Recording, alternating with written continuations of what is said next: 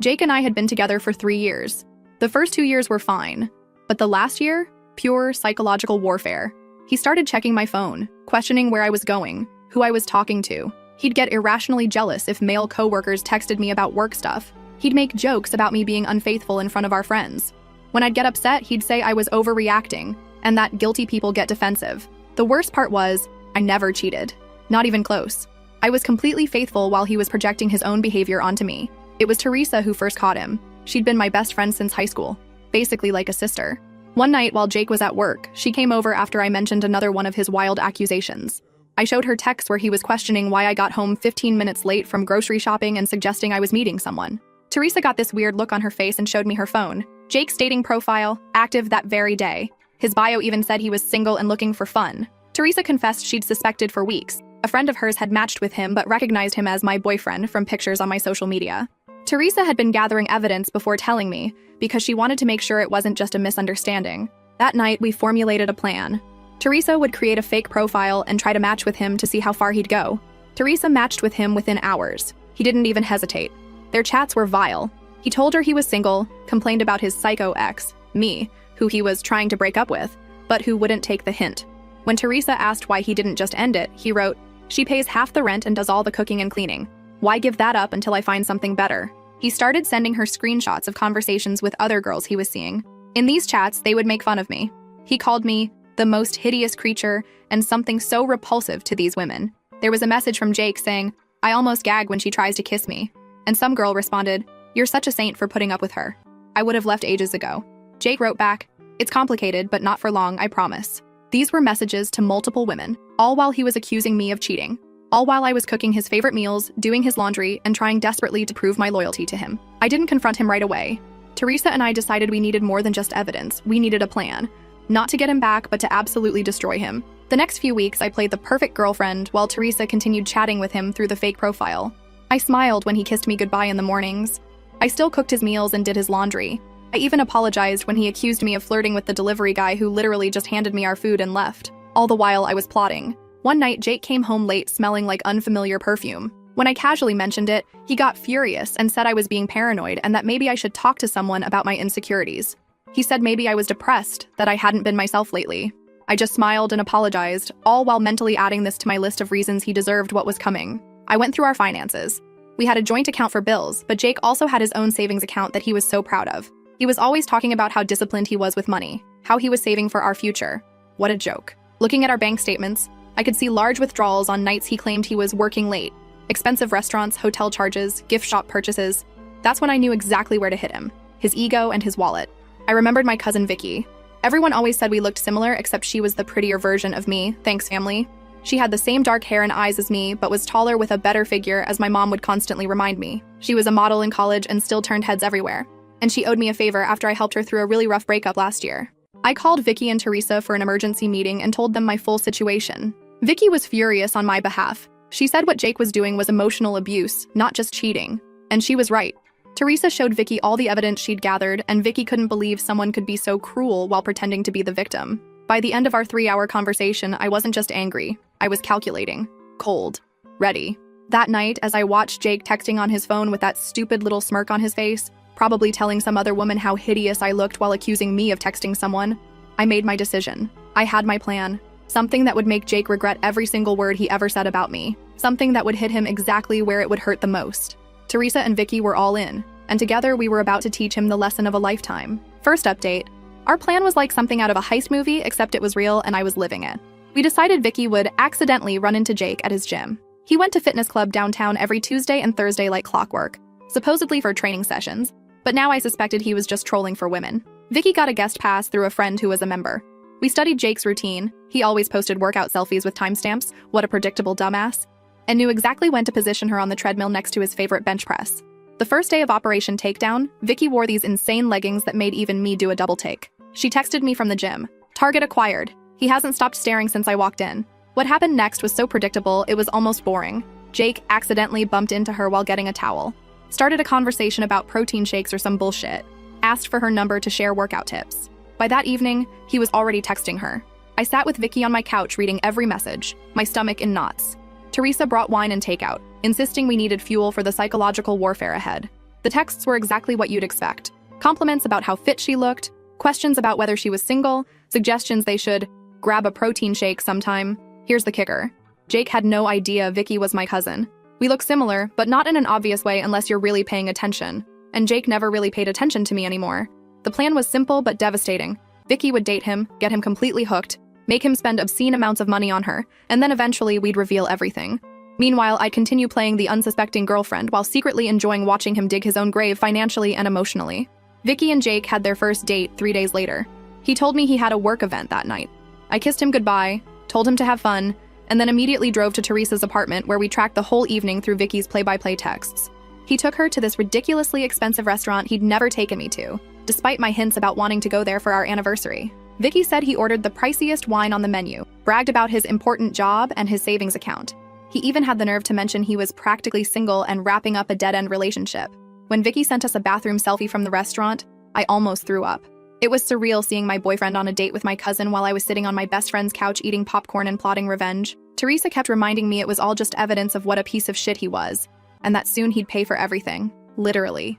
Over the next few weeks, Jake became obsessed with Vicky. He started canceling our plans to see her, staying out later, coming home with this smug look on his face like he had some amazing secret, all while Vicky reported back everything to me and Teresa. The money spending started small. Dinners, small gifts, concert tickets. But Vicky was strategic. She'd mentioned some jewelry she liked just casually while they were walking past a store.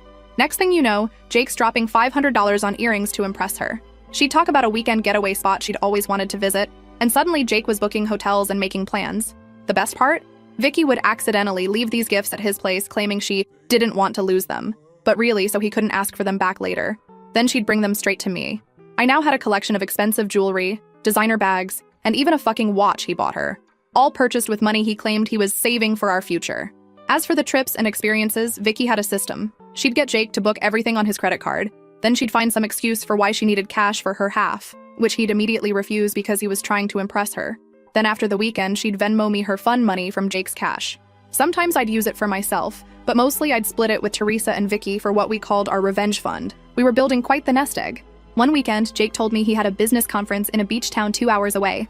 What he actually had was a romantic weekend with Vicky at a luxury resort. Vicky somehow convinced him she needed $800 in spending money for spa treatments and shopping. He handed it over without question. That money funded my spa day with Teresa at a local place while he was gone. We got the works, massages, facials, mani-pedis, all on Jake's dime. We even posted pictures, knowing Jake never looked at my social media anymore. The whole time, Jake was getting bolder with his lies to me. He started working late 4 nights a week, had business trips on weekends. Once he even claimed his mom was sick so he could take Vicky to a wine country resort. His mom called me that same weekend to ask if we wanted to come over for dinner. I made up some excuse about Jake having food poisoning. Keeping up my end of the charade was exhausting. I had to pretend everything was normal, had to keep cooking his meals, doing his laundry, smiling when he kissed me with the same fucking lips he'd been using on my cousin. Things got more complicated when Jake started telling Vicky about his horrible girlfriend, meaning me. Vicky would record their conversations, legal in our state with one-party consent, and send them to me. Hearing him call me desperate and clingy and totally oblivious made me want to burn his entire life to the ground.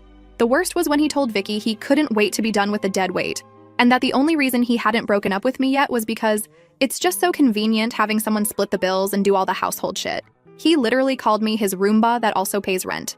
When I heard that recording, I smashed a glass against the wall when Jake wasn't home. Teresa had to come over and help me clean it up before he got back. But even through the pain, the benefits of our scheme were starting to pile up. Vicky convinced Jake to buy her a new iPhone. Because hers kept dying, she immediately gave it to me since my screen was cracked. She got him to buy designer shoes in her size, which was actually my size. She even managed to get him to pay for a weekend yoga retreat that she never attended. I went with Teresa instead, laughing the entire time about how Jake was funding my relaxation while believing I was at home doing his laundry. Around the 2-month mark, Vicky started phase 2 of our plan. She began talking about how stressed she was at work, how she needed a real vacation. She strategically mentioned places she'd always wanted to visit. Coincidentally, places I had mentioned wanting to go. One night while on a date with Jake, she broke down in fake tears about how she'd never been able to afford a real vacation. Jake, trying to be the hero, immediately offered to help. Before the night was over, he'd booked a weekend trip to this amazing mountain resort about 3 hours away. All expenses paid. Here's where it got interesting. The day before the trip, Vicky called Jake sobbing. Her grandmother was in the hospital and she couldn't possibly go away that weekend. Jake was devastated, especially since the reservation was non-refundable. Vicky, being the thoughtful person she is, suggested he take the trip anyway since he'd been working so hard. Jake reluctantly agreed. The minute Jake told me he was going on a guy's fishing trip that weekend, his cover story to me, I texted Vicky and Teresa.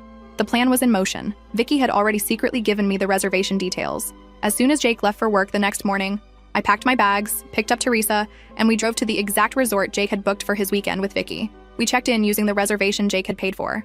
The front desk didn't even blink when I gave them my ID. The reservation was under Jake's name but didn't specify guest names.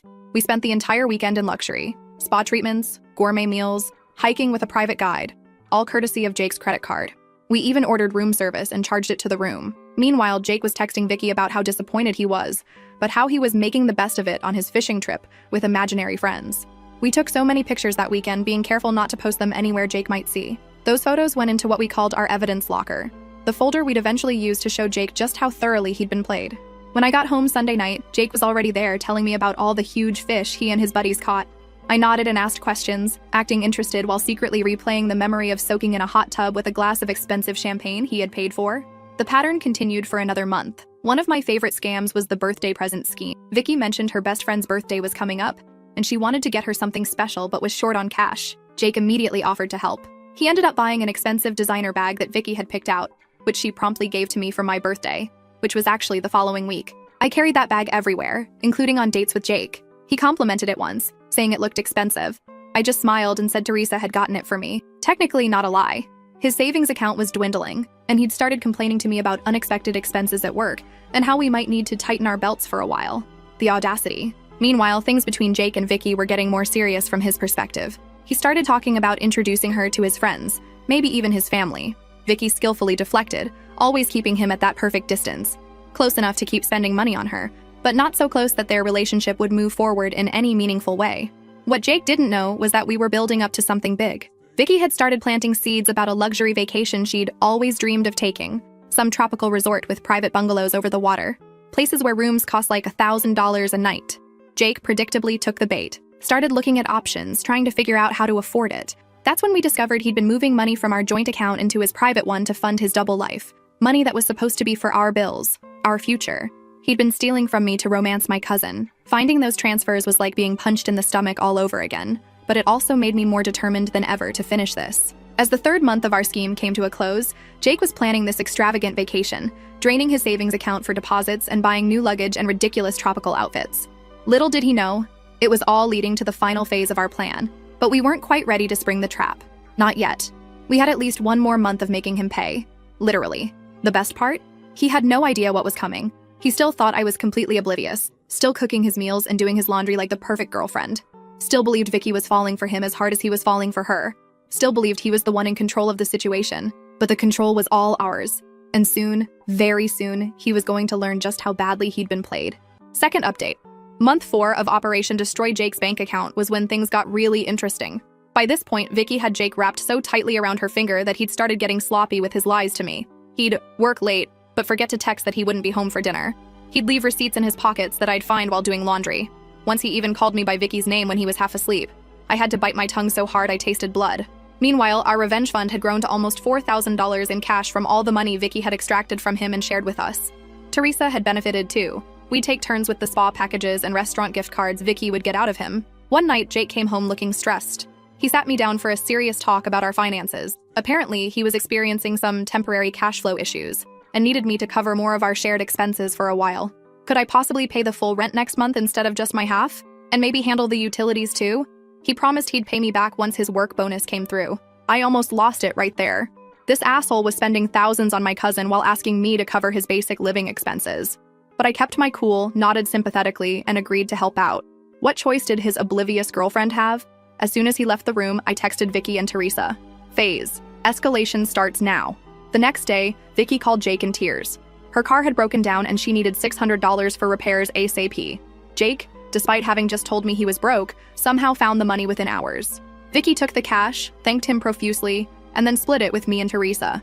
We went shopping while her perfectly functional car sat in my apartment complex's guest parking. But the real goldmine was the tropical vacation planning. Vicky had convinced Jake to book this ridiculously expensive resort in Bora Bora. Jake was struggling to come up with the money, but Vicky kept sending him pictures of the place, talking about how it would be the most romantic week of their lives. I watched from the shadows as Jake started selling things to fund this trip. His prized vintage guitar collection that he'd never let me even touch sold on eBay. The expensive watch his grandfather left him? Pawned. His crypto investments he was so proud of? Liquidated at a loss. All while telling me we needed to cut back on luxuries like my fucking morning coffee and Netflix subscription. One night while Jake was in the shower, I checked his phone and saw he'd taken out a personal loan for $15,000. The absolute madness. Going into debt for a woman he'd known for less than 4 months, while telling his girlfriend of 3 years that we needed to economize. While all this was happening, I was quietly preparing my exit strategy. I'd found a new apartment with Teresa's help, affordable and with good security. I'd been moving my important documents and sentimental items there little by little. I'd started redirecting my mail to a P.O. box. I'd even opened a new bank account at a different bank where Jake had no connections. The stress of maintaining the charade was getting to me, though.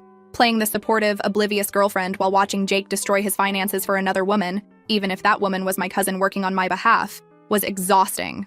Some nights I'd lie awake next to him, fighting the urge to scream in his face about what a pathetic, disloyal piece of shit he was. Teresa noticed I was struggling and suggested we treat ourselves to a mental health day, using some of our revenge fund money. We booked a day at this amazing hot springs resort, about an hour outside the city. The irony?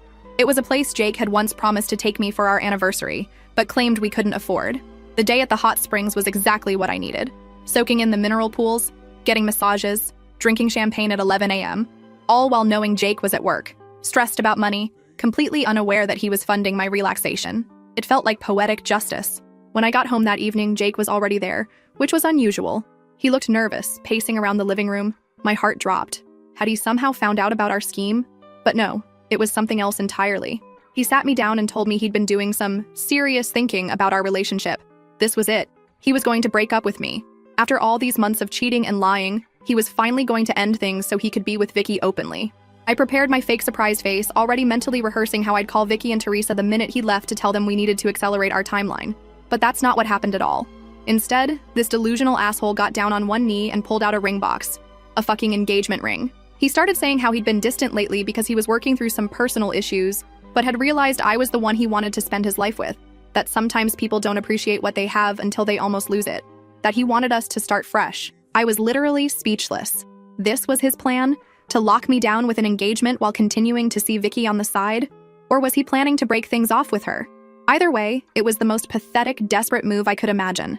The ring was tiny. Nothing like what he'd once promised he'd get me someday. Clearly his finances were in worse shape than I'd thought. I stood there frozen, my mind racing through options. If I said yes, it would buy me more time to extract maximum revenge. If I said no, the game would be over too soon. I did what any self-respecting woman in my position would do. I burst into tears, not entirely fake, they were tears of rage, and told him I needed time to think, that his distant behavior had hurt me deeply and I wasn't sure if we could fix things. That I loved him, but needed space to consider his proposal. Jake was crushed but tried to hide it. He said he understood that he'd give me all the time I needed. He even suggested I go stay with my parents for a few days to clear my head. I almost laughed out loud. He was trying to get me out of the apartment so he could have Vicky over. I pretended to agree, packed a bag, and went straight to Teresa's place. The minute I arrived, I called Vicky and filled her in on this insane new development. She couldn't believe it either. What kind of psychopath proposes to one woman while actively planning an expensive romantic vacation with another? We decided to use this new situation to our advantage. Vicky would act especially needy and demanding in the coming days, really pushing Jake to his financial limits. Meanwhile, I'd string him along about the proposal, asking for time and space while actually using that time to finalize my escape plan. Over the next week, I stayed at Teresa's but maintained daily contact with Jake. I text him things like, "still thinking," and "need more time," while he responded with increasingly desperate messages about how much he loved me and how he'd do anything to make our relationship work. 10 days after the proposal, Jake called me sounding stressed. He needed to talk to me about something important. In person. My heart raced. Had he somehow figured out our scheme? I agreed to meet him at a coffee shop the next day, then immediately called Vicky and Teresa for an emergency strategy session. We decided I'd wear a tiny microphone. Teresa had one from her journalism days, so they could listen from Teresa's car parked nearby. If things went south, they'd be right there to intervene. We also prepared a cover story in case Jake had somehow discovered what we were doing. What Jake wanted to talk about wasn't our scheme at all. It was money. He confessed he'd made some bad financial decisions recently and was in serious trouble. He'd maxed out his credit cards, taken out loans, and even borrowed from friends. He needed my help to get back on track. Specifically, he wanted me to take out a loan in my name to consolidate his debts. He promised he'd pay it back, that it would only be temporary. He even suggested it could be the first step in our life together, proving we were a team who helped each other through tough times. I sat there stunned at the audacity. This man had spent thousands on another woman, lied to my face for months, and now wanted me to go into debt to solve his financial problems he'd created by trying to impress my cousin. It took everything in me not to throw my hot coffee in his face. Instead, I told him I needed to think about it, that it was a big decision, that I was still processing his proposal, and this added a whole new complication. I could see the desperation in his eyes as I left, promising to let him know soon. The minute I got back to Teresa's car, we all burst out laughing. The sheer nerve of this man was almost impressive. Vicky immediately started planning the next phase. She would tell Jake she'd gotten an unexpected bonus at work and could now contribute significantly to their vacation. All he needed to do was complete the bookings and she'd reimburse him for her share. Of course, that reimbursement would never come, but Jake didn't know that. Over the next few days, Jake secured the final bookings for their Bora Bora trip. He'd had to borrow money from his brother to cover the last few $1,000s, but it was done. All non-refundable, all booked under both their names. The vacation was scheduled to start in exactly 2 weeks. Their flights would leave on a Friday morning, which meant we had 12 days to execute the final phase of our plan. And Jake had no idea what was coming. No idea at all. Last update. Those final 12 days before Jake's romantic Bora Bora getaway, LOL, were some of the most stressful and exhilarating of my life. We had everything planned down to the minute, but there was always the risk he'd figure something out, or that Vicky would slip up somehow. Meanwhile, Jake was getting increasingly desperate about money. He kept texting me about that loan, saying things like, "I wouldn't ask if it wasn't important, and this is about our future together." The audacity of this man thinking I'd go into debt for him while he was planning a luxury vacation with another woman. I mean, technically it was my cousin working on my behalf, but still. I finally agreed to meet him for dinner to discuss our relationship and the loan situation. I chose this mid-range restaurant where we'd had our first date, partly for the symbolism and partly because I knew he couldn't afford anything fancier at this point. I spent extra time getting ready, making sure I looked amazing, hair perfect, makeup flawless, wearing this red dress he'd always loved. When I showed up, Jake's face lit up with hope. He'd been worried I was going to end things, but my appearance suggested otherwise. We ordered food and made awkward small talk while he kept glancing at my left hand, noticing I wasn't wearing the sad little engagement ring he'd given me. Finally, I cut to the chase. I told him I'd been doing a lot of thinking about our relationship, about the future, about what I really wanted. His face got all serious and expectant. Then I dropped the first bomb. I told him I'd looked into the loan he wanted me to take out and could probably get approved for $25,000. The relief on his face was instant, like a drowning man spotting a lifeguard. He reached for my hand across the table, squeezing it while saying how much this meant to him, how he'd definitely pay me back, how this proved we were meant to be together. I smiled and said there was just one condition. I needed access to all his financial records before taking out the loan. Bank statements, credit card bills, everything. Just so I could understand exactly what I was getting into. His face froze. I kept my expression innocent, like this was a perfectly reasonable request from someone about to take on their partner's debt. He stammered something about how that wasn't necessary, that he'd handle all the repayments, that I shouldn't worry my pretty head about the details. I insisted, saying this was non-negotiable, that if we were going to build a life together, there needed to be complete transparency. Jake looked like he was going to be sick. He excused himself to the bathroom, taking his phone with him. When Jake returned to the table, he had composed himself. He agreed to show me his financial records soon, but said right now the most important thing was processing the loan application because he had some urgent deadlines. I nodded sympathetically while mentally adding this to the mountain of evidence of what a manipulative ass he was. I told him I'd go to the bank on Monday, this was Friday evening, to start the application process. His relief was palpable. Little did he know I had zero intention of getting him a penny. Over the weekend, Jake was extra attentive and loving, bringing me coffee in bed, suggesting we watch my favorite movies, even cleaning the apartment without being asked. All while texting Vicky constantly about their upcoming trip, which was now just 9 days away. Monday morning came, and I told Jake I had an appointment at the bank. I dressed in my most professional outfit and left the apartment while he wished me luck. Where I actually went was to meet Teresa and Vicky at our new favorite coffee shop to finalize the details of our plan. When I got home that evening, Jake was waiting expectantly. I told him the bank needed more time to review my application, but that things looked positive. He tried to hide his disappointment and stress, but I could see his hands shaking slightly as he hugged me. 4 days before the trip, Vicky played her MasterCard. She called Jake crying, saying her grandmother had just been hospitalized and she might need to fly home to see her instead of going to Bora Bora. Jake panicked, started offering solutions. Could they postpone the trip? No, non-refundable. Could her grandmother wait? She was shocked he would suggest that. What if he went with her to see grandmother instead? No, family only during health crises. After letting him stew for 24 hours, Vicky called back with good news. Grandmother was stable and the doctor said there was no need for immediate concern. The Bora Bora trip could proceed as planned. Jake was so relieved he actually sent her flowers as a feel-better gift for grandmother. Flowers that were delivered to my new apartment, where Vicky was actually staying half the time now as we prepared for the final phase. 2 days before the trip, Jake was a complete mess. The bank, aka me, still hadn't approved the loan he desperately needed. He was trying to pack for Bora Bora while hiding his suitcase in the closet whenever I was home. He was juggling texts between me and Vicky, trying to keep both relationships afloat. It was almost sad how pathetic he'd become. Almost. The night before the big trip, I told Jake I needed to talk to him about something important. His face went pale. He probably thought it was about the engagement or the loan. Instead, I told him I was going to stay with Teresa for a few days because I needed space to think about our future. His relief was visible. This solved his problem of how to leave for the airport without me asking questions. What Jake didn't know was that while he was at work the previous day, I'd already moved most of my remaining belongings to my new apartment. All that was left were some clothes and toiletries I could easily fit in one suitcase, which I packed while he was in the shower. As I was about to leave, Jake hugged me tightly and said he hoped I'd have an answer about our future when he got back from his business trip on Sunday. The fact that he could lie to my face so convincingly after 3 years together still astounded me. The moment I closed the apartment door, our final countdown began. Operation Complete Destruction was officially underway. I went straight to Teresa's place where Vicky was waiting. We ordered pizza, opened champagne, and went over our plan one last time. Tomorrow morning, Jake would head to the airport thinking he was about to have the romantic getaway of a lifetime with his gorgeous secret girlfriend. Instead, he was about to have the worst day of his life. We barely slept that night, too wired with anticipation. At 6 a.m., Vicky texted Jake, "Good morning, so excited for today. Can't wait to see you at the airport." Jake responded immediately, "Just finishing packing. See you at Terminal 3 at 8:30. Can't believe we're finally doing this."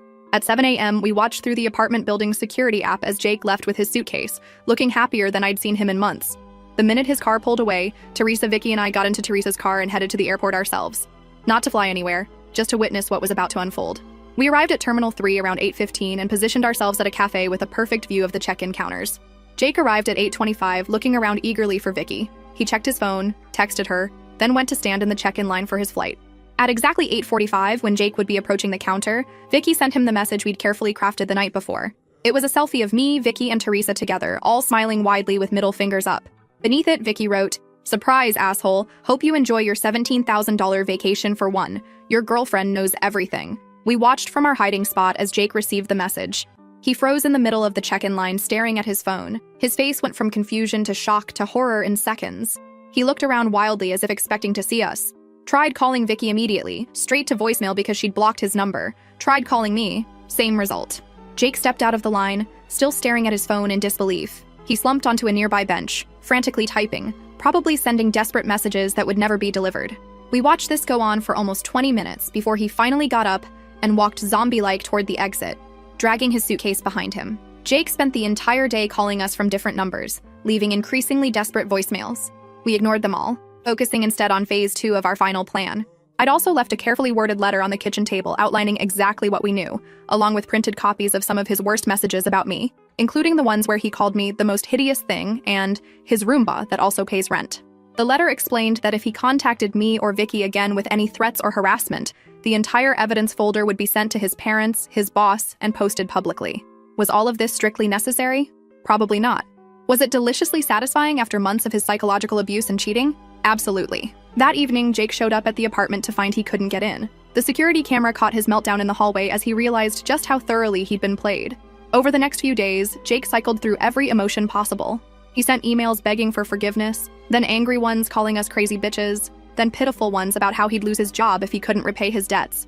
Exactly 1 week after the airport incident, we executed the final part of our plan. Vicky, Teresa, and I booked ourselves into a gorgeous local spa resort for the weekend, paid for with the last of our fund money. While soaking in hot tubs and getting massages, we each posted a single photo to our social media accounts. Predictably, this triggered another round of desperate messages from Jake, now using his brother's phone since we'd blocked all his numbers. He couldn't understand how we could be so cruel and heartless. He claimed what he'd done wasn't that bad compared to how we'd destroyed his life. The lack of self-awareness was truly spectacular. In the months since then, Jake has tried various tactics to contact me. He even sent a letter to my parents' house. They forwarded it to me unopened. What he hasn't done is repay any of the money he took from our joint account, or explain to his family and friends why he suddenly had to move back in with his parents at 30. As for the financial aftermath, Jake is apparently working 2 jobs trying to pay off his debts.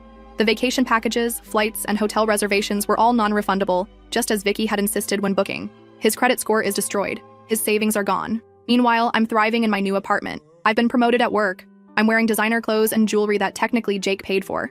I'm planning a real vacation with Teresa and Vicky next summer, one that we will pay for with our own money because we're not pathetic cheaters who have to manipulate people to get what we want.